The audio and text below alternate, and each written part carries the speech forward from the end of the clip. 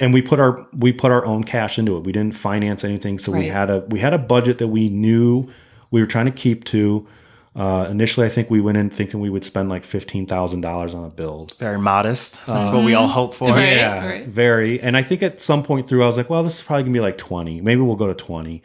And then it became 25.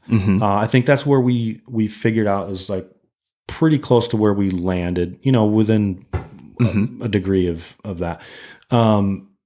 And like he was kind of keeping a mental track of like how everything, what the costs were. And I actually went through and receipts. I went through all the receipts and itemized everything. And I was like, wow, you are right on. I mean, he hit it right on the nail. And it was funny too, because she was like, I was like, well, every time I go to make a purchase, because it was me, I'm just running this calculating log in my head. Yeah. And being in the architectural field for, 20 years as a project manager, like you learn that anyway. Like you learn how to like organize things in your mind in a way of like keeping track of how things are progressing. And so I applied the same thing here. And any kind of a build project usually goes over budget because there's things that you're not thinking about, or as you progress through, you change your mind and you overspend in another area. And it makes sense to do that in a lot of cases. And we weren't upset about the fact that what we ended up spending. We still felt like it was worth that. We were glad to have done it. Now, had we hired it out, I think it would have probably doubled. That's my next question for all those out there without a hunky architect husband. What advice would you give to them as they're trying to fund their builds and think about what's the smartest use of their capital? So I think there's two ways to look at it. One is time. So you hire people out, right? You hire people to come in and build for you. It's going to get done quicker. You have more, people on hand. It's going to be completed quicker, which means you can get it on the market and rent it quicker.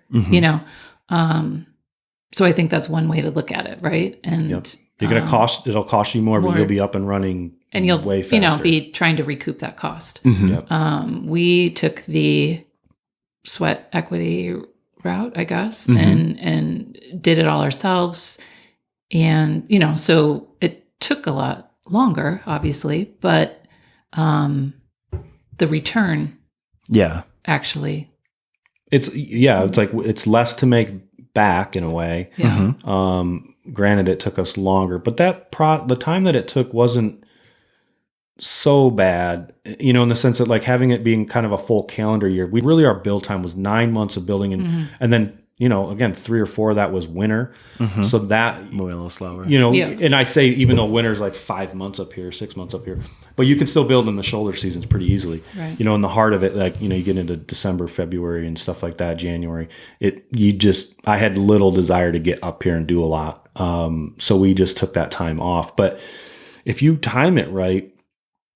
And the other side of it, I guess, is she mentioned hiring it out. The other side of it is doing it yourself. If you don't have that experience, I would still recommend trying to do as much of it yourself as you can, just from the investment. Number one, you're going to learn so much to doing that. You're going to save yourself from some money doing it. It gives you an excuse to buy some tools, learn some new skills.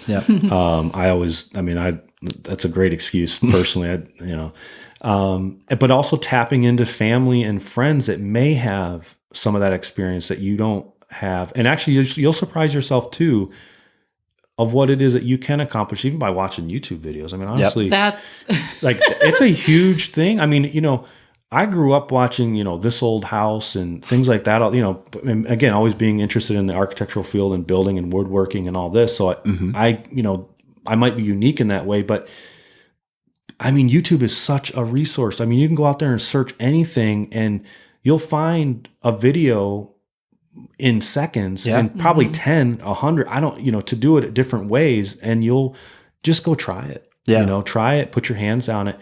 I think there's a lot of happiness that comes from that. I mean, there's a reward. Reward is what when you see it done, you're like, wow, I did that. Yeah. And that means something. That's worth a lot, I think. plus having the intimacy of knowing how things went together if there's ever problems and how to fix them yourself, because that's another thing. There's ongoing maintenance. Yeah. You know, so at some point you better just learn it. Yeah. Or you're going to constantly be hiring, and that's a fine way to go about it too. If you have the resources to do that, and we do to some extent, but at the same time, we also see the benefit in doing it ourselves. We enjoy it. It gives us an excuse to come up here and mow the lawn and and spend that time. We could hire somebody to come and do it every week, but we like to be able to get up here and do that stuff too.